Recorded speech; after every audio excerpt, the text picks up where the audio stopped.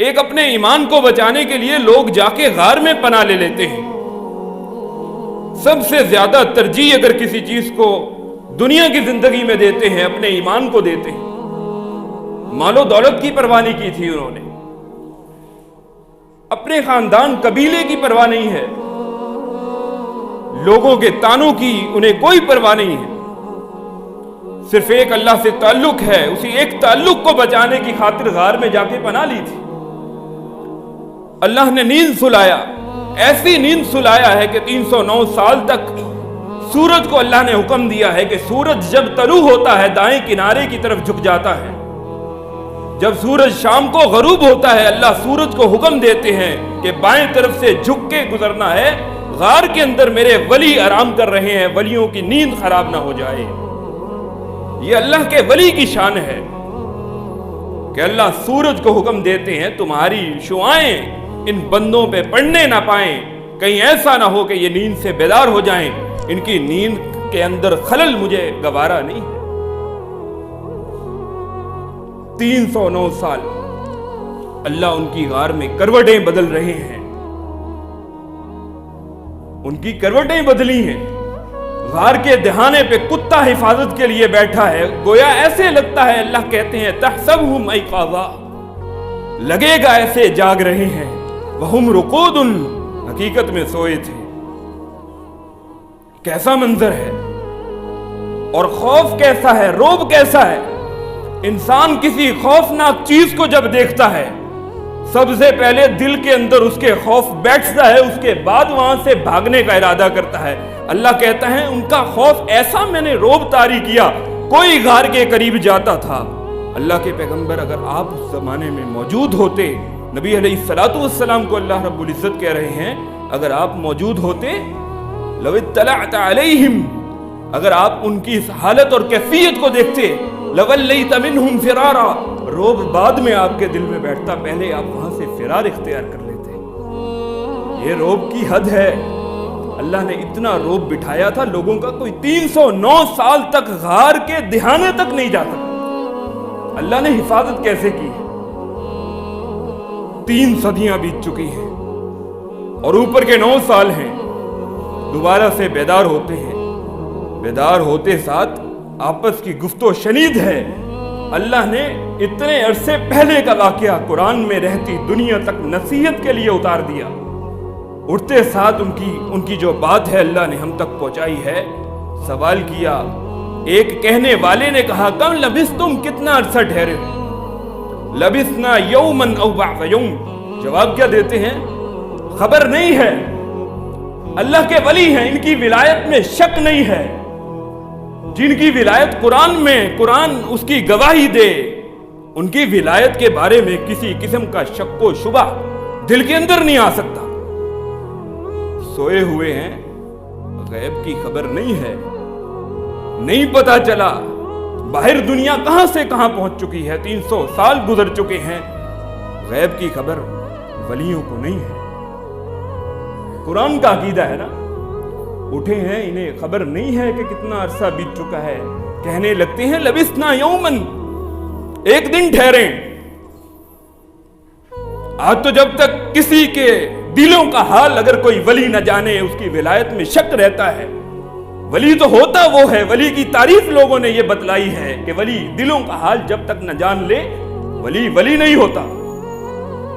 یہ سوئے ہیں, یہاں قبر کے اندر دفن شدہ مردہ ہے, اس کی قبر پہ مزار پہ جا کے کوئی حاضری دے, اسے اندر معلوم ہو جاتا ہے میرا فلاں مرید آیا ہے چل کے.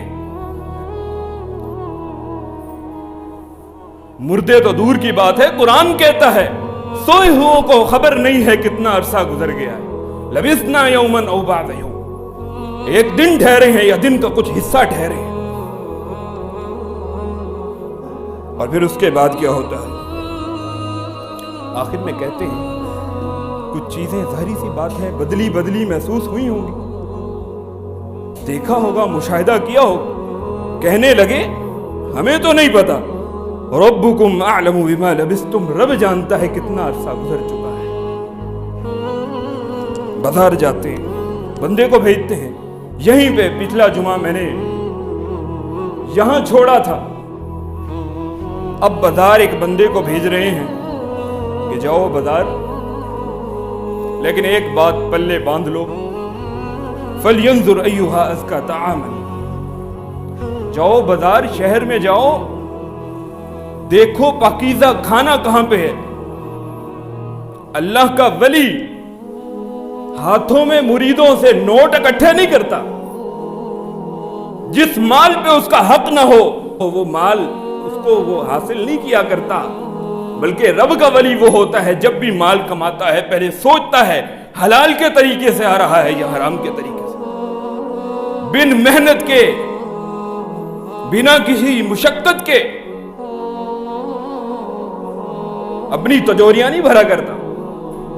فَلْيَنْظُرْ أَيُّهَا أَزْكَىٰ طَعَامًا، جاؤ بازار جا کے پاکیزہ کھانا لے کے آؤ، کہیں ایسا نہ ہو اتنی کاوش اور محنت جو کی ہے حرام کا لقمہ حلق میں اتر جائے، ساری کی ساری محنت میں پانی پھر جائے۔ اور دوسری نصیحت کیا ہے؟ بازار جانا ہے تو لوگوں سے چھپ چھپا کے جانا ہے، وَلْيَتَلَطَّفْ، اگر کوئی مل بھی جائے نرمی برتنی ہے، نرمی برتنی ہے۔ قرآن کا وقف ہے نا اس لفظ کے اوپر، وَلْيَتَلَطَّفْ، قرآن مصاحف کے اندر یہ لفظ ذرا موٹا کر کے لکھا ہوتا ہے، لفظوں کے اعتبار سے قرآن کے بیچ میں یہ لفظ آتا ہے۔ یہ ایک لفظ جب تک انسان کے دل میں نرمی نہیں ہے نا انسان اپنے آپ کو بدل سکتا ہے نہ کسی اور کو بدل سکتا ہے۔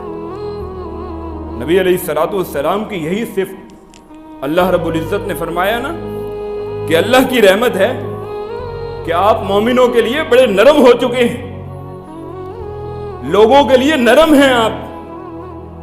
وَلَوْ كُنْتَ فَظًّا غَلِيظَ الْقَلْبِ، اگر آپ دل کے سخت ہوتے، لَانفَضُّوا مِنْ حَوْلِكَ، لوگ آپ کے قریب بھی نہ لگتے، دور بھاگ جاتے۔ وقت کا بادشاہ فرعون، خدائی کا دعویٰ کرنے والا، سورہ طٰہٰ کی آیات کیا ہیں؟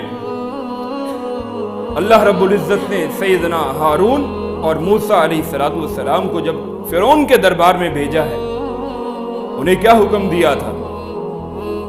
فَقُولَا لَهُ قَوْلًا لَيِّنًا، فرعون کے سامنے سختی سے بات نہیں کر رہی، اگرچہ توحید میں بڑے پختہ ہیں، لیکن اللہ رب العزت کہہ رہے ہیں کہ جو رب کا باغی ہے اس کے سامنے اگر سچی بات بھی اگر آپ نے سخت لہجے میں کی تو ہو سکتا ہے کہ وہ ہدایت سے دور ہو جائے۔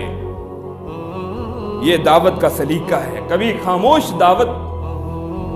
خاموشی سے دعوت بھی دی جا سکتی ہے، اپنے اخلاق کے ذریعے سے، اپنے کردار کے ذریعے سے، نرم لہجہ اور رویہ۔ نبی علیہ السلام کی حدیث صحیح مسلم میں کہ جنت کے اندر يدخل الجنت اقوام، جنت کے اندر ایسی قومیں داخل ہوں گی قلوبہم مثل الطیر، جیسے پرندوں کے دل ہوتے ہیں ان کے دل ایسے نرم ہوتے ہیں، ایسے نرم ہوتے ہیں۔ دل کی نرمی دیکھیے، رسول اللہ صلی اللہ علیہ وسلم کتنے نرم اور شفیق تھے۔ سیدنا انس بن مالک رضی اللہ عنہ نے کتنا عرصہ جناب رسول اللہ صلی اللہ علیہ وسلم کی خدمت کی ہے۔ سیدنا انس بن مالک رضی اللہ عنہ فرماتے ہیں کبھی رسول اللہ صلی اللہ علیہ وسلم نے یہ نہیں پوچھا یہ کیوں کیا ہے تم نے۔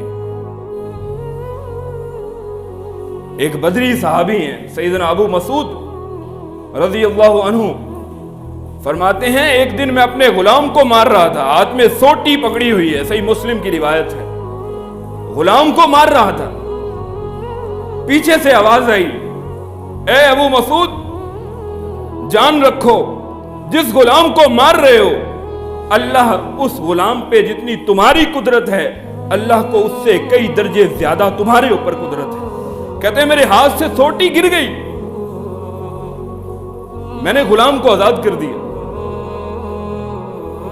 یہ دل کی نرمی ہے، نرم رویے اور لہجے سے بھی دعوت ہوتی ہے۔ صرف یہ نہیں ہے کہ اگر کسی کی شلوار ٹخنے سے نیچے ہے تو بس جہنم کا سرٹیفکیٹ دے دینا ہے۔ ایسا نہیں ہے. اس کے ساتھ تعلق پہلے قائم کیجئے, اس کو سمجھانے کے لیے اس کی سطح پہ آئیے, اسے سمجھائیے بات. ایک شخص نے کیا کیا تھا, دوسرا گناہگار شخص ہے, ایک نیک شخص ہے, صحیح مسلم میں روایت موجود ہے. ایک نے دوسرے سے کہا کہ اللہ اس کو کبھی معاف نہیں کرے گا, یہ تو بڑا گناہگار شخص ہے, کبھی اس نے کوئی نیکی کی نہیں, جنت میں کیسے جا سکتا ہے. اور قسم کھا دی, واللہ لن یغفر اللہ لفلان, فلاں بندے کے بارے میں نے قسم کھائی. ایک شخص نے قسم کھا دی, اس کو اللہ کبھی معاف نہیں کرے گا. اللہ رب العزت نے اس کے نامہ اعمال سے نیکیاں اٹھا کے ساری گناہگار کے پلڑے میں ڈال دی. کہا تو کون ہوتا ہے اللہ کے نام کی قسم کھانے والا کہ اللہ کبھی معاف نہیں کرے گا. یہ دل کی نرمی ہے. دعوت کا انداز یہ نہیں ہے کہ اگر آپ کی 4 دفعہ کوئی بات سمجھائیں, آپ کسی کو اور نہ سمجھے تو آپ کہیں پکا مرتد ہو گیا ہے, بس جہنم میں چلا گیا. آپ کو صرف دعوت کا اختیار ہے, صرف آپ دعوت دے سکتے ہیں. لست علیہم بمسیطر الا من تولی وکفر, جو کفر کرے گا تو اللہ اس سے نمٹ لے گا. آپ کا کام صرف بات پہنچانا ہے. نرم لہجے سے سمجھائیے, سختی کرنی پڑے سختی بھی کیجئے. اس حدیث کا ہرگز یہ مطلب نہیں ہے کہ صرف دعوت, توحید جو ہوتی ہے توحید ہمیشہ کڑوی ہوتی ہے, یہ بات یاد رکھیے. اگر توحید میٹھی ہوتی, نبی علیہ الصلوۃ والسلام دنیا سے چلے گئے ہیں. نبی علیہ الصلوۃ والسلام کا جسد اطہر گھر کے اندر پڑا ہے, اور عمر بن خطاب رضی اللہ عنہ محفل میلاد کروا رہے تھے, نعتیں پڑھوا رہے تھے, جھوم جھوم کے نعتیں پڑھو, توحید کا خطبہ دے رہے ہیں. جناب ابو بکر صدیق رضی اللہ عنہ کیا کہہ رہے ہیں اس لمحے, لوگوں جان رکھو, صحیح بخاری کی روایت ہے, جان رکھو جو اللہ کی عبادت کرتا ہے, ان اللہ حی لا یموت, اللہ زندہ ہے, اسے کبھی موت نہیں آنی. ساتھ کیا کتنی شک کی گنجائش نہیں چھوڑی, فمن کان منکم یعبد محمدا فإن محمد قد مات, جو محمد کی عبادت کرتا ہے جان لے محمد صلی اللہ علیہ وسلم دنیا میں نہیں ہے. حضور کی میت پڑی ہے, جسد اطہر قربان جائیے. اور سیدنا ابو بکر صدیق رضی اللہ عنہ رب کی توحید بیان کر رہے ہیں. کتنے سخت کلمات ہیں. کون اس لمحے اللہ کے پیغمبر کی عبادت کرتا تھا؟ صحابہ کو تو اللہ کے پیغمبر نے تربیت کیا کی تھی, جوتی کا تسمہ ٹوٹ جائے, کسی سے نہیں مانگنا. کس سے مانگنا؟ مانگنے کے قابل کون ہے؟ زمین و آسمان میں جتنی چیزیں ہیں کس سے مانگتی ہیں؟ امن یجیب المضطر اذا دعاہ ویکشف السوء, کون ہے تنگ دستی میں, مصیبت میں, پریشانی میں, جس لمحے جس گھڑی اس رب کو پکارا جائے وہ آپ کی پریشانی کو دور کرتا ہے. کون ہے جو ہمیشہ سے ہے, ہمیشہ زندہ رہنے والا ہے, جس کو نہ نیند آتی ہے, جس کو نہ اونگ آتی ہے, لا تأخذہ سنۃ ولا نوم, جس کو نہ اونگ آتی ہے نہ نیند آتی ہے. مرنا تو دور کی بات ہے. توحید کھری ہوتی ہے, توحید کے لیے سخت لہجہ اپنانا پڑتا ہے. یہ نہیں ہے کہ شعر و شاعری اور بس لوگوں کے سامنے لوگوں کو لت پڑ چکی ہے جمعے کے خطبے کے اندر جب تک سر نہ لگائی جائے. نبی علیہ الصلوۃ والسلام صحیح مسلم میں کیسے خطبہ دیتے تھے, آنکھیں سرخ ہو جاتی تھی, ایسے لگتا تھا جرنیل اپنی فوج کو ڈرا رہا ہے, دشمن سر پہ آ چکا ہے, کھڑا ہے حملہ کرنے کے لیے. آنکھیں سرخ ہو جاتی تھی, جوش میں اضافہ ہو جاتا تھا. سریلی سریلی یہ تقریریں آپ صلی اللہ علیہ وسلم سے ثابت نہیں ہیں. سر لگانے والی, سر میں جھوم رہے ہیں لوگ بھی, یہ تقریریں نہیں ہیں. صحیح مسلم کی روایت ہے, نبی علیہ الصلوۃ والسلام کا چہرہ مبارک سرخ ہو جاتا تھا جب بھی جمعے کا خطبہ دیتے تھے. آپ کے دل و دماغ میں اگر کسی نے بات بٹھائی ہے, نبی علیہ الصلوۃ والسلام کا یہ سلیقہ نہیں تھا جمعے کا خطبہ درس کیا دیتے تھے؟ قرآن کی آیات پڑھتے تھے، تلاوت کرتے تھے، ان کے ذریعے سے نصیحت کرتے تھے۔ صحابیات اور صحابہ کرام نے قرآن کی آیتیں کیسے یاد کی ہیں؟ سن کے یاد کی ہیں۔ نبی علیہ الصلوۃ والسلام شعر و شاعری نہیں سنایا کرتے تھے۔ وما علمناہ الشعر وما ينبغی لہ، پیغمبر کے شایان شان یہ نہیں ہے کہ شریعت میں اس کو اللہ شعر و شاعری عطا کر دے۔ پیغمبر تو قرآن دو ٹوک واضح توحید کے دلائل اللہ کے پیغمبر نے سنائے ہیں صحابہ کو۔